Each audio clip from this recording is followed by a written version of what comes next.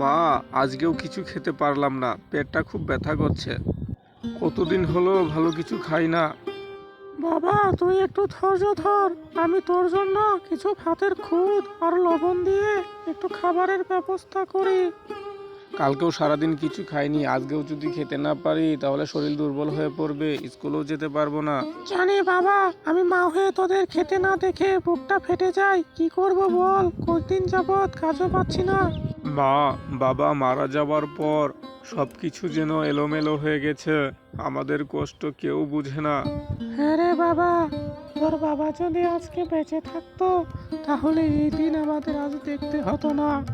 যত কষ্টই হোক, মানুষের মতো মানুষ হোক, শেষ অবধি পর্যন্ত আমাদের লড়ে যেতে হবে। অনেক বাধা আসবে, অনেক বিপদ আসবে, সব বাধা বিপদ ডিঙিয়ে যেতে হবে। তাহলে এই জীবনে সার্থকতা পেতে পারবি।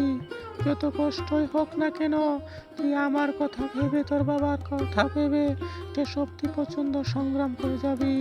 মা, আজ পাশের ছেলেটার পায়ে দেখলাম নতুন জুতা, আর আমার তো পুরাতন স্যান্ডেলেই চলতে হয়।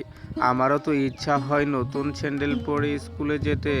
সবই তো বুঝি বাবা, আমরা তো গরিব মানুষ, সব ইচ্ছে তো আর আমাদের পূরণ হয় না।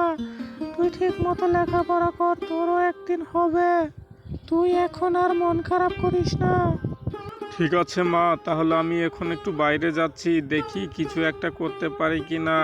হাঁড়িতে তো ভাত নেই, ভাতের ব্যবস্থা করতে হবে।